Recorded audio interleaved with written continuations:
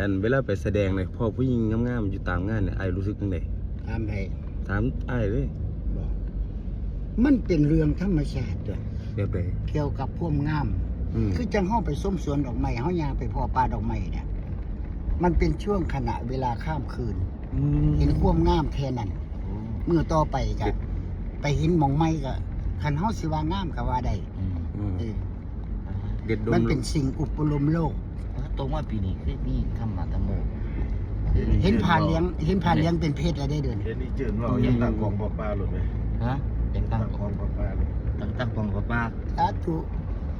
เป็นประธานพร้อม ท่านประธานป้าป่า โอ้โหเป็น เด็ดดมแล้วก็โยนทิ้งไป แมน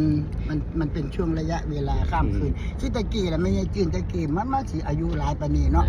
โอ้ยใสติ้งมื้อนี้ มันเลี้ยงผู้หญิงนี่แม่กันแบบว่ามันก็งามคือดอกไม้ริมทางถ้าบ่สนใจอะไรก็แล้ว แมน ทุกอย่างเกิดขึ้นแล้วก็ดับไป แมนกีบ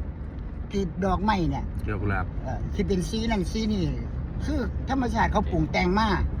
คือจังเฮาเห็นผู้หญิงนี่แหละความงามเนี่ยมันก็ธรรมชาติปรุงแต่งมาตระกูลเงาเขา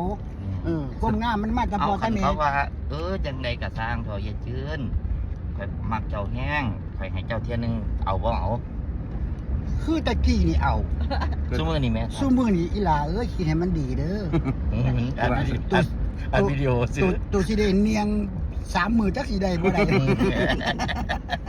มันต่างกันเนาะไปทางธรรมะธรรมโมเนาะ แม่น ผมรู้ไว้เอาซะ ยังผมยังเด็กหน่อยอยู่ แม่นตัวยังมีพ ผม ลัง แพ้ความขาวดิ ตัวแพ้ความขาว แม่นเห็นกำแพงวัดผมมีอารมณ์ เฮาบ่ตายต่ำ บอกมี